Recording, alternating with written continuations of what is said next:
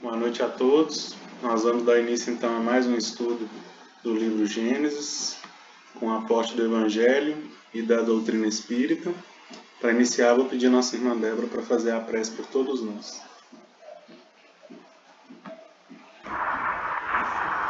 Vamos fechar os nossos olhos e agradecer por mais essa oportunidade de estudo. Possamos compartilhar conhecimentos e absorver, na medida do possível, tudo aquilo que nos for ensinado. Obrigado por tudo, Senhor, por mais esta noite. Que assim seja.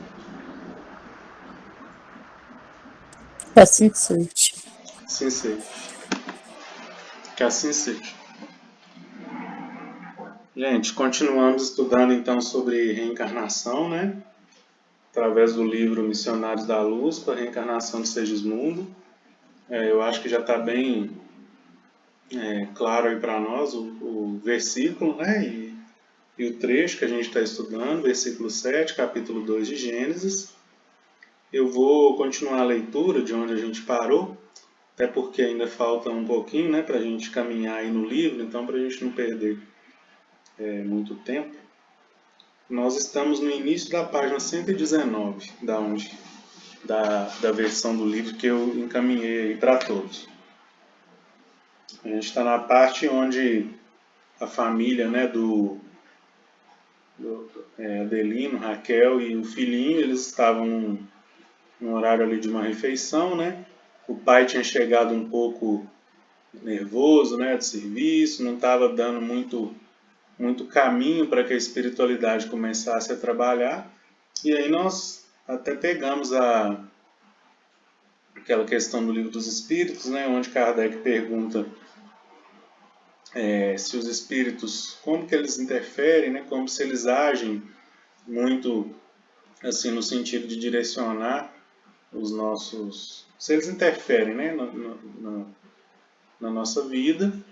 E a resposta é que muito mais do que o que nós imaginamos, de forma que quase que dirigem, né, os nossos pensamentos e as nossas ações. Aí aqui a gente vê uma aplicação dessa, mas assim, fica bem claro para nós que eles não interferem no livre-arbítrio, não interferem na decisão que é responsabilidade nossa, eles não fazem nada por nós, assim, no sentido direto, né, de pegar e fazer o que nós temos que fazer. Respeitam, primeiramente, nosso livre-arbítrio, atuam, sim, ajudando a gente, criando, né, condições para que nós possamos fazer o melhor. Até porque, pelo fato de termos esquecimento do passado, não é claro assim para nós, não é descrito, né, de forma bem literal o que nos cabe fazer. Nós temos leves sensações, nós temos o nosso inconsciente marcado o que precisamos fazer. E é papel dos espíritos nos ajudar a percorrer esse caminho de forma satisfatória. Então eles agem criando condições para que nós possamos trilhar os planos que combinamos, né, de trilhar. Então, aqui eles estão agindo em favor do pai através do filho, né? É o que nós estamos vendo. Continuando, então, a criança escutou atenta, dividindo os olhares afetuosos entre o pai e a mãe. Quando a mãe deu explicação para ela, né, de que às vezes o pai chega cansado do serviço, mas que o lar é o lugar onde ele tem intimidade, né, para falar de forma mais aberta o que ele está sentindo. A mãe explica isso para o filhinho, que escuta atento, né, e então exclama: "Que pena, hein, mamãe?" O chefe da pequena família, tocado nas fibras recônditas da alma, pela ternura do filhinho e pela humildade sincera da companheira, sentiu que a nuvem de sombra dos seus próprios pensamentos dava lugar a repousantes sensações de alívio confortador. Sorriu, repentinamente transformado, e dirigiu-se ao pequeno com nova inflexão de voz. Até a voz dele mudou, né, gente? Depois dessa ação aqui, então. Que ideia é essa, Joãozinho? Não me sinto entristecido. Estou, aliás, satisfeitíssimo, como no último dia de nosso passeio na serra. Tua mãe explicou muito bem o que se passa. Quando teu pai estiver silencioso, não quer dizer que se encontra desalentado. Por vezes, é preciso calar para pensar melhor. A dona de casa mostrou largo sorriso de satisfação, observando a mudança brusca do companheiro. O menino, por sua vez, não disfarçava o júbilo no semblante infantil, e assim que o pai terminou as explicações afetuosas, sempre envolvido nas irradiações magnéticas do bondoso instrutor, dirigiu-se novamente ao chefe da casa perguntando: Papai, por que você não vem rezar de noite comigo? O genitor trocou expressivo olhar com a esposa e falou ao pequenino: Tenho tido sempre muito serviço à noite, mas voltarei hoje mais cedo para acompanhar tuas preces. E sorrindo, com paternal alegria acrescentou: Já sabes orar sozinho? O pequeno redarguiu satisfeito: Mamãe ensina-me todas as noites a rezar por você. Quer ver? E abandonando o talher, instintivamente olhou para o alto de mãos postas e recitou: Meu Deus, guarda o papai nos caminhos da vida. Dá-lhe saúde, tranquilidade e coragem nas lutas de cada dia. Assim seja. O genitor, que se apresentara tão impenetrável e rude a princípio, mostrou os olhos rasos d'água, sensibilizados nas fibras mais íntimas, e fixando ternamente o filho, murmurou: Estás muito adiantado. Hoje, Joãozinho, rezarei também. De alma desanuviada, agora, Adelino contemplou a companheira, orgulhoso de possuir-lhe o devotamento, e acentuou: A palestra do João fez-me enorme bem. Trazia o coração desalentado, opresso. Eu mesmo não saberia definir meu estado d'alma. Há muitos dias minhas noites são agitadas, cheias de aflições e pesadelos. Tenho sonhado sistematicamente que alguém se aproxima de mim na qualidade de vigoroso inimigo. Por vezes rendo graças a Deus ao despertar pela manhã, porque me sinto mais à vontade enfrentando as máscaras humanas que lutando noite inteira em sonhos cruéis. Gente, chama atenção aqui essa interferência dos espíritos, né? Nós vimos aqui que eles trabalham diretamente através do filho, que é aquele que estava oferecendo sintonia, né? Um estado magnético que possibilitasse a ação dos benfeitores. Mas vejam, a ação no pai, ela vai ser concretizada de fato, né? Aqui já teve uma mudança brusca, né? Nós vimos aqui que tudo que o Joãozinho falou foi através do influxo magnético do Alexandre, o mentor, né? O Joãozinho, então, atingiu o pai no estado, né? Fala que mais profundo da alma. Então, fez ele sair de uma condição onde ele estava fechado, né, para receber as ações dos benfeitores, e aqui ele passa quase que a ter já uma condição de receber. A condição plena é quando ele mesmo entrar em sintonia. Ou seja, quando ele mesmo, o Adelino, dirigir seus pensamentos. Que é o que vai acontecer, né, no momento da prece, se ele de fato for orar com o filho. Mas veja, os espíritos não obrigaram em momento algum que o Adelino começasse a orar ou que o Adelino recebesse a ajuda de forma imposta.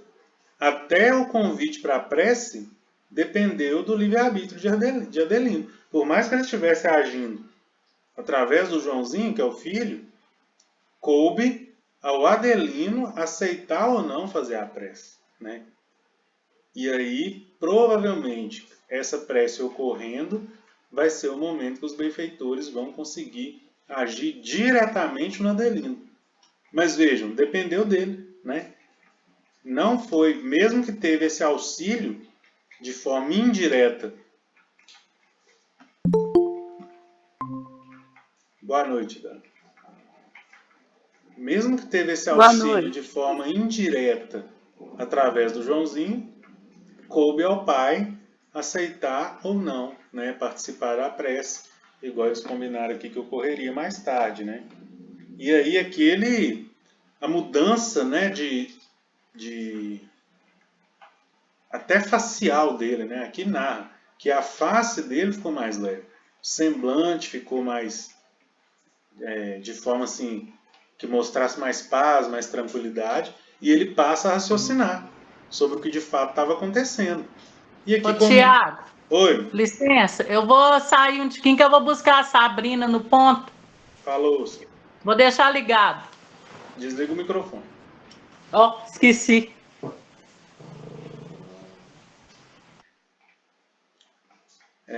Então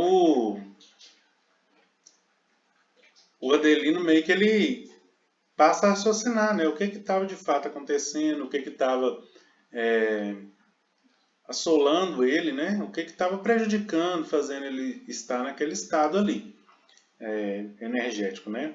Então, ele comenta aqui para nós, né, como que é que ele via Segismundo em sonho.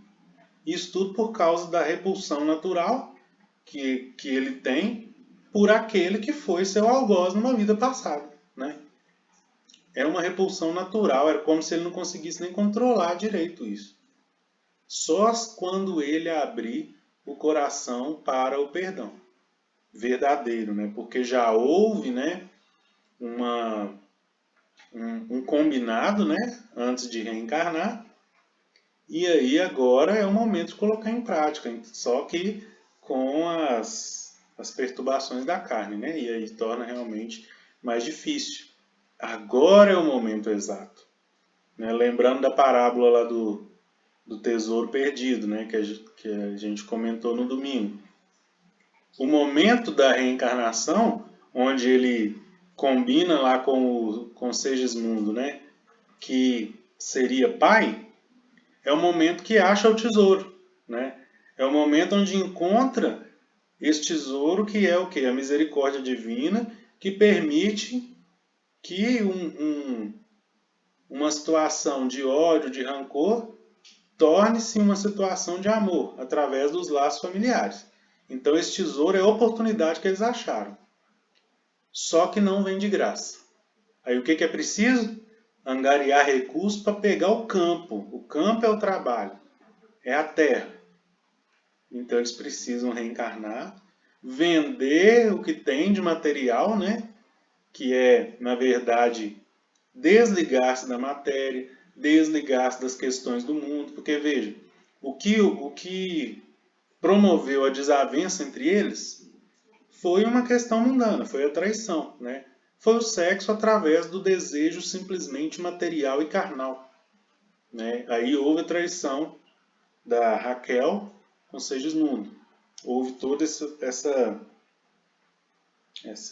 desavença entre eles por causa do interesse material. O que é necessário agora, estando ambos em papel de reencarnantes e agora com a figura, né, do Segismundo sendo filho do Adelino e da Raquel? É necessário agora o desapego material, quer dizer, vender, né, desapegar, fazer uma troca, vender a fazer uma troca por algo de valor. E o valor é o valor espiritual. Então deixar de ter aquele sentimento material, né, que foi o que ocorreu na reencarnação anterior, né, através do sexo, e agora um sentimento novo, um sentimento de amor verdadeiro, que exige trabalho e abnegação. E por isso o campo, né, a figura do campo. Para quê? Para aí sim ter o direito ao tesouro que foi concebido, que é a transformação da situação, né, o perdão, transformar essa situação de ódio numa situação de amor. Então, é uma cena, né, que E aí estamos vendo bastidores, né, gente, de um processo de reencarnação, né? Estamos vendo o tanto de coisa que envolve, né? Não é simplesmente chegou no momento da concepção ali, o espírito se liga, não. Tem todo um cuidado, né? E nós estamos vendo esse cuidado. E aí, o aporte, né, maravilhoso da doutrina espírita, nos trazendo um caso real que a gente consegue conciliar também com o Evangelho. No caso aqui, a parábola do tesouro perdido e encontrado Ô, ao mesmo tempo. tia, Oi, Deus. assim, a gente muitas vezes a gente tem vezes que a gente não valoriza, né, o que a gente tem, o que a gente vive. E acho, muitas vezes a gente acha que eu tô sozinha nessa. Mas aí vem a espiritualidade, vem nesse caso aí, ela é toda, ela envolve a gente o tempo todo, né? Que olha pra você ver, estão ali junto deles, tentando ajudar, você vê que aí atrás, tentando envolver a mulher, né? Igual a gente comentou semana passada, mesmo ele dando as respostas secas, ela não desistia, né? Mas por quê? Porque a espiritualidade estava ali, né, ajudando, instigando ela mesmo. Ao que eles viram que o campo não estava propício, eles usou a criança. E a gente, o tempo todo na nossa vida, a espiritualidade está usando, né, usando alguma coisa, pessoas, para falar com a gente, né? Eu acho esse livro assim tão bonito que ele passa isso tudo para a gente ter essa consciência que em momento nenhum, em situação nenhuma, a gente está sozinho, né? Tem toda uma equipe espiritual ali nos movendo ali mesmo, né? E ele realmente ele traz para nós, né, um retrato bem do nosso cotidiano mesmo. Além dessa interferência, né, desse auxílio direto deles, lembremos também que o lar, né, era um lar onde se tinha o costume da oração, onde a mãe fazia questão, né, de ter, Voltei. ok, de ter de ensinar o filho, né? Então isso tudo também criou, né, um ambiente para que a espiritualidade pudesse agir, né?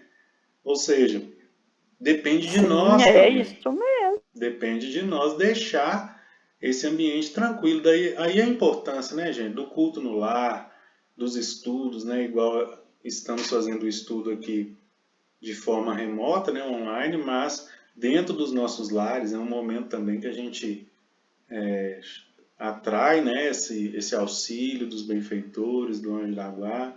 E é o que a senhora comentou mesmo, a gente nunca está sozinho. E aquela frase do Cristo, né, onde estiver dois ou mais em meu nome, unidos em meu nome, lá eu estarei. Né?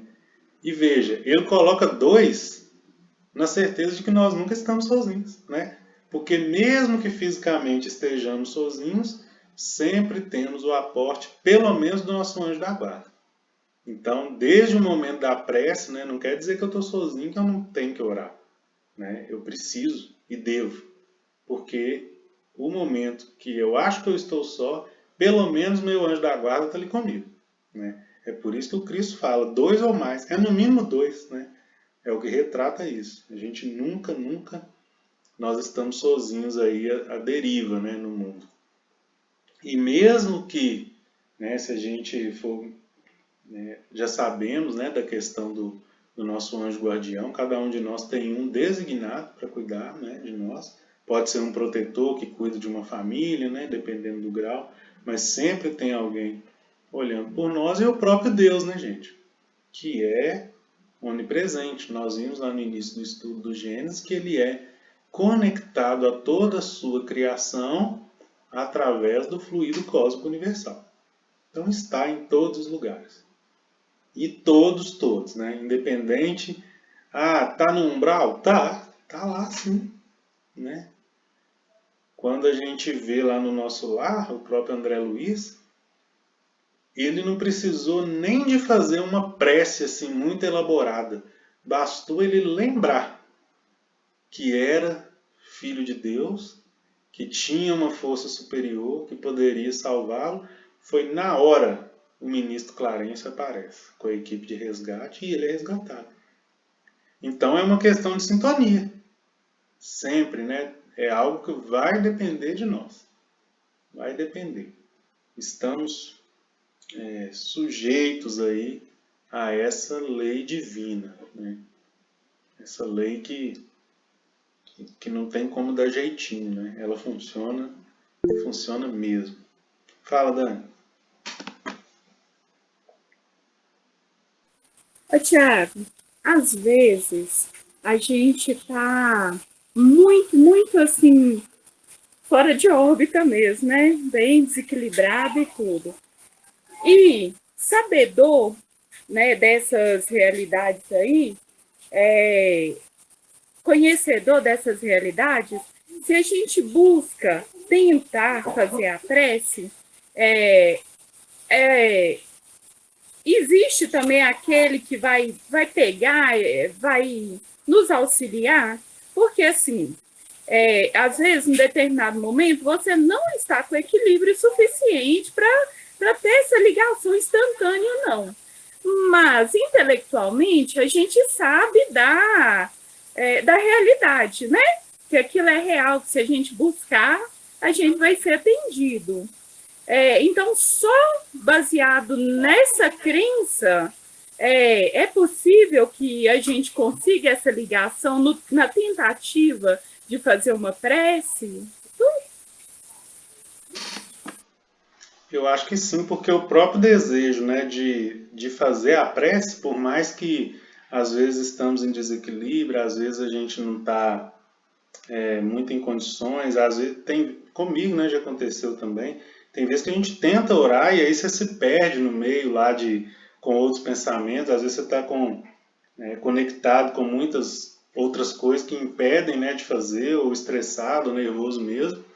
Mas eu acho que o próprio, né, a gente pegando esse exemplo do André Luiz, né, só o fato dele lembrar, dele ter uma centelha ali que mostrava que ele era fruto, né, do amor divino, já permitiu um resgate do umbral, né? Então com a gente não é diferente. O simples fato de nós termos a intenção de fazer a prece, né, eu acho que já tem sim um auxílio ali quase que imediato para pelo menos a gente conseguir. Se ela vai ser atendida imediatamente ou não, né?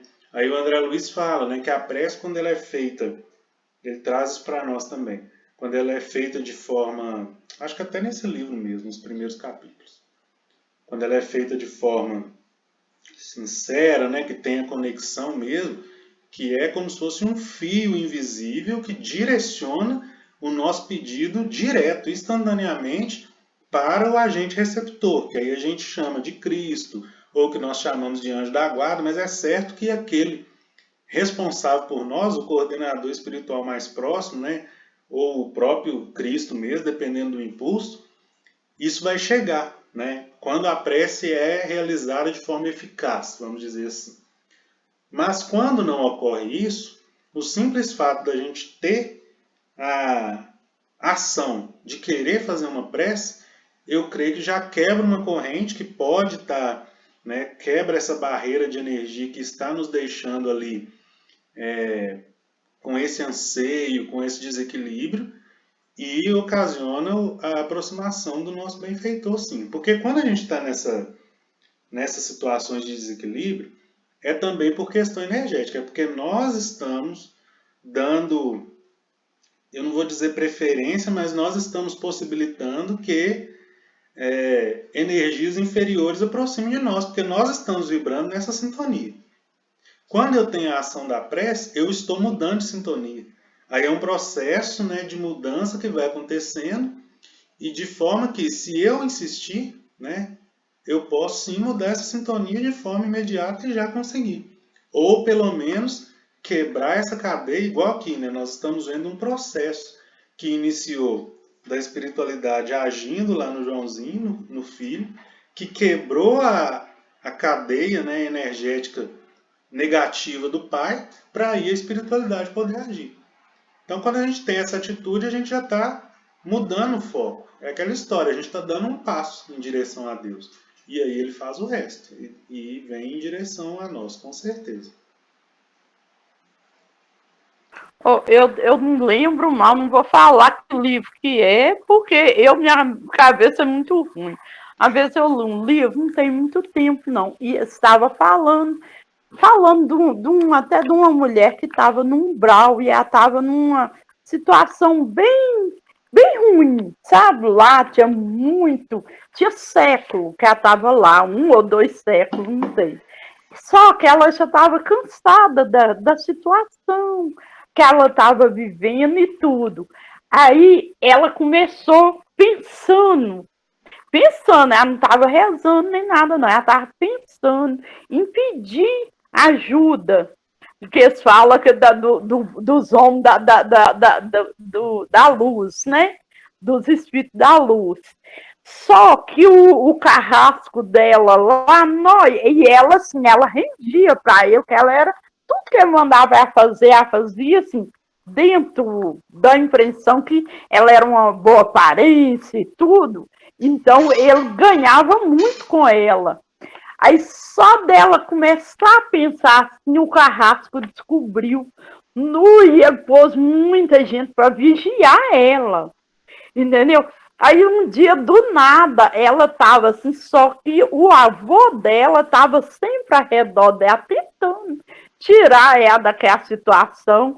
Aí, no ele chegar, ela ficou apavorada, ele falou, você me chamou, você pensou em ajuda, mas ela não sabia que era o avô dela também, não. Você pensou na ajuda, eu vim.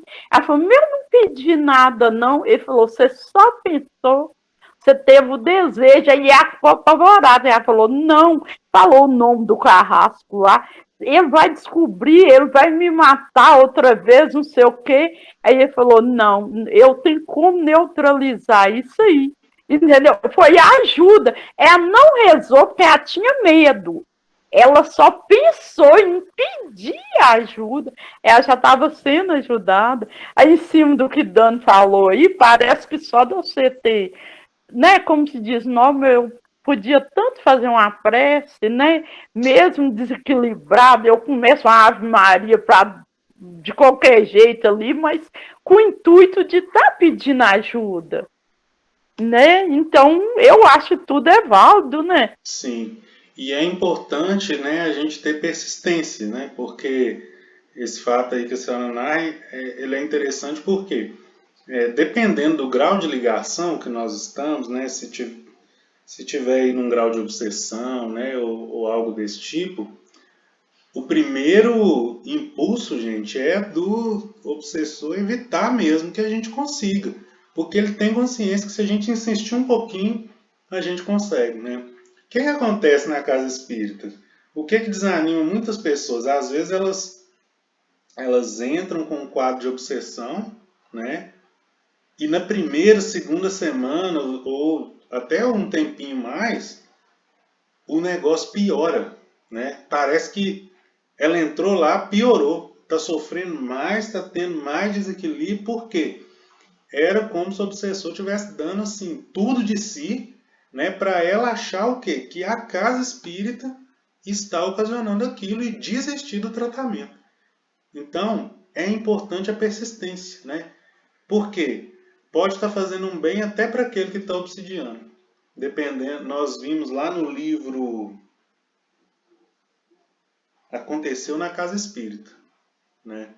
Psicografia do Emanuel Cristiano, Espírito Nora.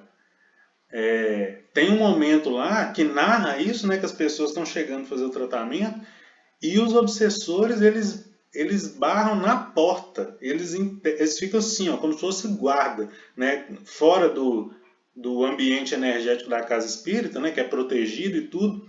No caminho, assim, como eles não conseguem aproximar muito, eles vão barrando, eles vão colocando coisa na cabeça da pessoa, eles vão colocando medo, eles vão colocando de tudo para ela não entrar, porque depois que ela entra, eles só entram, só conseguem penetrar naquela barreira energética se eles forem convidados ou se eles tiverem interesse de entrar. E são convidados, né, pelos irmãos para conhecer Jesus, para conhecer, para ser auxiliado.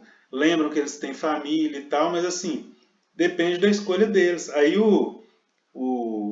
a história, né, não sei quem já leu aí, mas a história narra de uma legião também de espíritos que estavam com a tarefa de acabar com aquela casa espírita que o livro narra. E eles começam com obsessão nos trabalhadores da casa, depois vão para os frequentadores, e o jogo começa a virar por causa da resistência de alguns trabalhadores daquela casa, né, que tinham um comportamento moral diferenciado, e eles vão sustentando e vão fazendo prece, e alguns daqueles que eram obsessores começam a ser socorridos também e encontrar o caminho da luz. Aí que o jogo vai virando. Mas assim, essa questão da energia, ela é natural, né?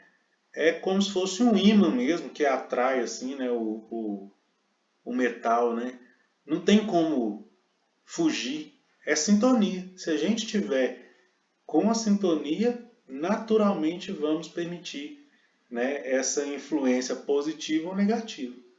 Então, o momento, né, da prece, ele por si só é uma quebra dessa onda, dessa ligação, né? E se não estamos conseguindo, continuemos. Vamos insistindo, vamos concentrando, nem que seja uma Ave Maria completa, né? Que a gente consiga fazer, que consigamos mostrar que estamos realmente, né, com esse intuito. E aí o jogo vai virando, igual nesse livro vai narrando lá. Diga, Dani. Ô, Tiago, teve uma vez que eu estava tão, mas assim, tão nervosa, tão ansiosa, que um daqueles livros do Chico, acho que é mais do início, né, que ele estava psicografando, que são histórias curtinhas, trovas que eles falam, né? Não sei se o nome dele era Saúde ou Pronto-Socorro, algo assim. Eu sei que, assim, eu li o livro inteirinho, até que já chegando no final, foi que eu consegui acalmar, a calma, assim. Foi uma coisa difícil, e eu comecei a ler, eu peguei, porque eu não conseguia fazer a oração. E eu comecei a ler e fui insistindo, e o meu pensamento não fixava naquilo, mas eu só consegui voltar no nível de equilíbrio, de serenidade, que é um misto de medo, de nervosismo, de tudo. Eu não sei nem descrever o que eu estava sentindo. Eu li o livro inteirinho. Quando eu cheguei no final dele, é que eu estava novamente de posse do meu emocional. Acontece mesmo. É desse jeitinho, né? E se você sucumbisse no início, não continuasse a leitura, né? Provavelmente é um estado que duraria mais, né? E que talvez ia piorar. Então, quando a gente tem essa ação de tentar, automaticamente a ajuda, né? Ela já vem. É por isso que, não raro, né? Os livros narram para nós as preces feitas por crianças. Como que elas são eficazes, né? E aqui, nesse caso, não é diferente. O Joãozinho aqui, né? Quando chegar na parte da prece aqui, vocês vão ver. Por quê? Porque a criança, ela fala, né, com a verdade, com a pureza, com o sentimento. É isso, né? Quando Jesus fala para quem quiser, né, o reino do céu se tornar como um pequenino, como uma criança, ele está falando de pureza e de verdade, né? Não importa o que está acontecendo, seja verdadeiro, né? Pode ser uma situação ruim, seja verdadeiro, seja sincero e seja puro. Porque a gente, né, por egoísmo, por orgulho, muitas vezes nós vamos tentando mascarar as coisas, nós vamos tentando achar que estamos dando conta e na verdade não estamos, e vai acumulando, acumulando, até que chega num momento, né, de desespero, de desequilíbrio, que muitas vezes, né, nós Aqui nós estamos falando de coisas normais, né, que acontecem com todos. Lógico, tem os casos que necessitam de uma intervenção, né, de um tratamento, quando é obsessão ou subjugação. Mas assim, estamos no mundo de provas e expiações, né? Então, vai acontecer essas coisas justamente para testar, né? Como que está a nossa crença, a nossa fé, sabendo dos mecanismos que nós já sabemos, né? Como trabalhamos isso em nosso favor. Então, é muito natural de acontecer com todos nós. E aí a importância de lembrarmos de persistir, né? De persistirmos. Lá no livro Entre a Terra e o Céu, né? Citei ele semana passada.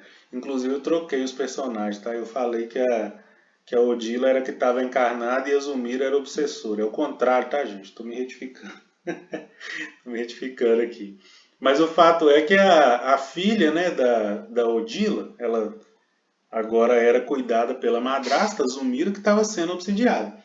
Ela pede, né, ela faz uma prece para a mãe, sem saber que a mãe era obsessora. Ela pede a prece para a mãe, que já tinha desencarnado, para ajudar a Zulmira, que estava doente, né? Estava sendo vampirizada pela Odila. E aí, a prece dela é tão sincera, gente, a prece é tão sincera, mesmo ela pedindo para a mãe, né? É por isso que eu comentei que a prece é direcionada para aquele que é responsável pelo caso, para resolver a situação. A prece dela foi de um magnetismo tão forte dessa criança que a prece foi parar direto lá no ministro Clarencio do nosso lar, né? Nosso lar tem 72 ministros, né, que coordenam lá, 6 ministérios com 12 cada um, 6 divisões com 12 trabalhadores que são espíritos de alto escalão, né, que têm missões assim bem nobres, né, e grandiosas, mas a prece da criancinha chegou no ministro Clarence e ele foi lá para intervir na situação, para resolver esse caso de obsessão, que era muito forte, né? Então, o ensino para... Tiago, interrompendo você, quando você falou isso, eu não quis comentar, não, mas eu fiquei pensando assim. Talvez essa prece da menina foi pedindo à mãe, porque já era um remédio que a mãe estava precisando ouvir, porque igual ela foi logo pedir ela que era o pivô de tudo, mas talvez através dessa prece que já era o remédio para ela mesma, para a mãe começar a abrir as vistas, né? Pelo que narra lá no livro, até por questões assim de sintonia mesmo, a mãe não chegou a ouvir a prece assim, no início, né? Ela foi saber da situação depois, mas realmente com certeza foi impactante, né? Quando ela ficou sabendo assim que veio da própria filhinha, né? E que aí ela foi mais fácil dela reconhecer, né? O tanto que ela estava equivocada, né? Inclusive, tá, gente, eu citei errado esse negócio, né, no último estudo. E como a gente está gravando e colocando lá, se eu falar alguma coisa errada aqui, se vocês lembrarem, vocês, por favor, corrijam, tá? Não hesitem em fazer isso, até porque a gente está colocando lá no canal, né, para não ficar... sempre que eu perceber isso, no próximo estudo eu vou me retificar do erro. Mas assim, é porque às vezes a gente não... A gente planeja uma coisa, né, e aí chega aqui e vão surgindo inspirações. E até pelo fato da sintonia não ser tão pura assim, às vezes a gente não entende muito o que está sendo direcionado, mas a gente vai tentando, né? Então, essa correção. Fica a correção aí, livro Entre a Terra e o Céu, né? A Odila, que é a obsessora, lá no caso, é que tinha desencarnado. Bom, estamos falando aqui então, né, gente, de prece, né? Falando desse momento aqui onde houve... Eu estou gostando do jeito que está sendo conduzido, porque vai trazendo para situações do nosso cotidiano, né? Nada mais importante do que isso. Então, é muito interessante quando a gente vai comentando isso aí, e sempre que surgir, né, gente, exemplos, surgir situações, é muito bom e ajuda demais a participação para a gente ir aplicando, né? Fica até mais fácil da gente entender o que está sendo passado.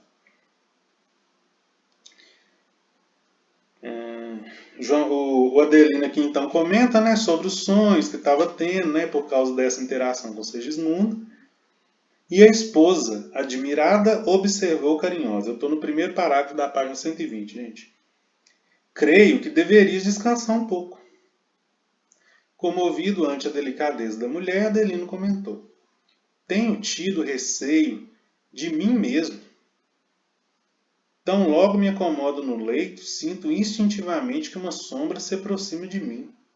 Adormeço sob incrível ansiedade e o pesadelo começa, sem que eu saiba explicar conscientemente coisa alguma. Aqui ele está falando, gente, da aproximação de Segismundo. Olha como que é natural e olha como que a vida, né, é assim a mesma, né, em dois planos, porque quando a gente dorme, né, desligamos um pouco, o nosso espírito vai para as zonas aí onde a gente está ligado, né, onde a gente está sintonizado. E aqui, olha só, quando está dando a hora de dormir, o espírito Segismundo vai aproximando e a sensação continua no sonho. Quer dizer, é uma questão espiritual, não é uma lei simplesmente física de atração. É uma lei divina, uma lei natural de atração, né? Tanto que ela continua. E aí vai sendo mostrado para ele, através de imagens, né, no sonho, que aquilo é algo ruim e ele tem o impulso natural de se defender, porque era como se fosse uma ameaça. Isso estava prejudicando, então, a aproximação do espírito Segismundo e a reencarnação dele, né? Só para puxar aí, que estamos falando de reencarnação e todo o processo. A esposa pergunta, e os sonhos são sempre os mesmos? Sempre, respondeu ele com emoção. Não, mentira. Sempre, respondeu ele. Com emoção, vejo que um homem se aproxima de mim, estendendo as mãos, à maneira de um mendigo vulgar a implorar socorro. Mas ao lhe fixar a fisionomia, inexplicável terror invade meu espírito. Tenho a impressão de que ele deseja assassinar-me pelas costas. Em certas ocasiões, tento estender-lhe as mãos, vencendo a impressão de pavor. Entretanto, fujo sempre, num misto de ódio e repugnância. Oh, que pesadelos terríveis e longos! Aqui a gente vê o intuito clarinho, né, do André Luiz em mostrar para nós que, né, quando a esposa pergunta se os sonhos são sempre os mesmos, é o intuito do autor de mostrar para nós que essas tentativas de aproximação vinham ocorrendo, né? Ele retorna lá no início do capítulo, quando ele fala assim que estava havendo tentativas de aproximação, mas que elas não estavam sendo eficazes. E isso, então, desemboca no auxílio que o Alexandre está dando aqui agora, né, gente? E, modificando o tom de voz, acrescentou. Admito esteja eu sob fortes desequilíbrios nervosos, sem atinar com o motivo. Ô, Dani, eu tô lembrando aqui do Geralda Cassimiro. Alguém conhece, gente? Geralda? Pediu para entrar aqui. Eu não. Geraldinha? Geralda é o quê? Geralda Casemiro. É Geraldinha, mãe, não é não? Lá Pode, da Paulo Estevão? Ah, pode ser ela mesmo. Deve ser ela mesmo. Ué, mas peraí, sumiu aqui. Uai, solicitou aqui, mas depois desapareceu para mim. Se solicitar de novo, eu deixo entrar então. Já tá faltando 6 minutinhos só também. Se for alguém que vocês convidaram, aí depois vocês falam lá se alguém perguntar, tá? Já tá acabando. Tá, depois que terminar eu falo. Eu vejo se é ela mesmo. Tá bom, então. Eu lembrei aqui, Dani, que você comentou, né, que às vezes a gente não consegue nem explicar o que está acontecendo, né? Que a gente só sabe que está numa condição de desequilíbrio, mas não sabe por quê. E aqui o Adelino narrando a situação aí me lembrou do que você comentou aí pra gente também. É porque a gente sente, mas não tem clareza, né? Sim. Tanto é que eu consigo perceber quando algo está partindo de dentro de mim, quando assim é algo que está me sufocando de dentro para fora, Uhum. e é diferente quando parece que vem uma energia batendo, tocando em mim de fora para dentro. Sim. Aí a esposa pergunta: por que não se submeter ao necessário tratamento médico? Perguntou a esposa afetuosa. Isso aqui é importantíssimo, tá, gente? Porque embora a gente, nós estamos falando aqui de influência espiritual, isso acaba afetando o corpo, né? Então, muito necessário o auxílio médico, né? Se tá lá, sei lá, atacou a gastrite, precisa ir no médico, precisa ir no gastro. Tá com desequilíbrio emocional, vai no psicólogo, ou psiquiatra, ou neurologista, está fazendo uso de medicamento, continua. Por quê? O que afeta o nosso corpo é o que começou lá no espírito e que está desembocando. Então agora tem que fazer o processo inverso. Ir curando o corpo junto com o espírito, para conseguir tirar o mal pela raiz. O marido pensou alguns momentos como se o seu espírito vagueasse através de longínquas recordações. Em seguida, fixando na companheira os olhos muito brilhantes, acrescentou: talvez não precise recorrer a facultativos. É possível que o nosso filhinho esteja com a razão. As lutas grosseiras do mundo impuseram-me o esquecimento da fé em Deus. Há quantos anos terei abandonado a oração? De olhos molhados e pensativos, prosseguiu. Quando menino, minha mãe me educava na ciência da prece. Ensinado a curvar-me diante da vontade do Altíssimo, sentia a bondade divina em todas as coisas e ajoelhava-me confiante ao pé de minha carinhosa genitora, implorando as bênçãos do alto. Depois vieram as emoções dos sentidos, o duelo com os maus, a experiência difícil na concorrência ao pão de cada dia. Desde então, perdi a crença pura, que sinto necessidade de retomar. Olha como que ele teve uma mudança aqui instintiva, gente.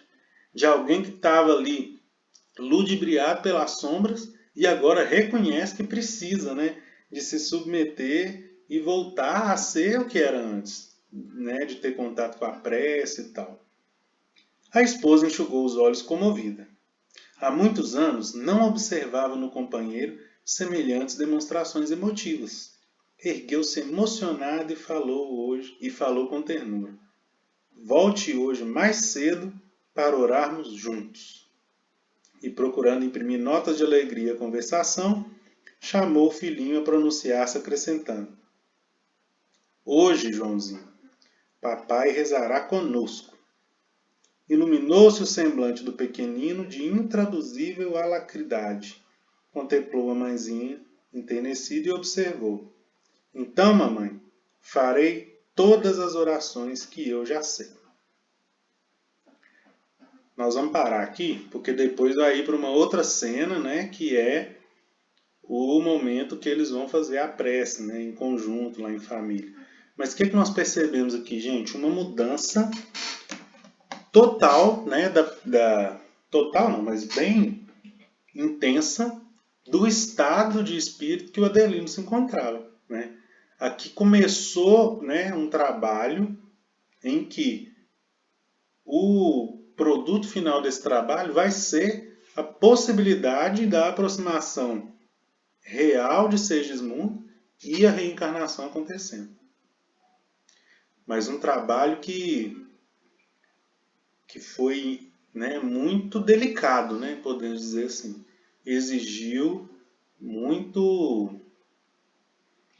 atenção, né, dos mentores, da equipe espiritual, e agindo ali de maneira pontual e objetiva, né, nos interessados para que o intuito final, né, que é o processo reencarnatório, ocorra. Então nós vamos parar aí nessa parte aí do livro. Semana que vem nós continuamos. Se alguém não tiver mais nenhuma colocação, eu vou encerrar com a prece, né, porque já deu o nosso horário. Alguém tem mais algum comentário? Não. Então tá. Vamos agradecer ao nosso Mestre Jesus, então, por mais essa oportunidade, por todas as bênçãos a nós dirigidas, pelo amparo espiritual dos nossos benfeitores amigos, do nosso anjo da guarda, e por essa oportunidade bendita, Senhor, de estarmos reunidos em Seu santo nome. Nós te agradecemos por todas as bênçãos, agradecemos pela nossa vida, pelas oportunidades e rogamos o Seu auxílio, o Seu amor, a Sua paz a todos os corações mais necessitados, aos irmãos que precisam de Ti, assim como nós, Senhor, que precisamos tanto do Seu amor, da Sua compreensão, dos Seus ensinamentos. Nos dê, Pai, boa vontade e sabedoria na tomada das nossas decisões e que nós possamos, pouco a pouco, irmos melhorando nossas atitudes, nossos sentimentos e galgando esse caminho rumo à evolução plena que cada um de nós irá conseguir um dia. Obrigado, Jesus. Continue conosco, hoje, agora e sempre, que assim seja. Obrigado, gente. Até a próxima. Ah, não. Ô, gente, semana que vem eu não vou conseguir fazer o estudo, tá? Eu vou... Possivelmente eu vou estar voltando de uma viagem e aí eu não vou marcar, não. Porque eu acho que eu não vou conseguir. Aí a gente encontra na outra, tá bom? Tá bom. Boa noite. Boa noite, com Deus. Obrigada. Obrigado. Boa noite. Obrigado. Tchau. Com Deus. Tchau. E vai de ônibus, viu, Tiago? Não esquece. Com Deus. Com Deus, dona Cida.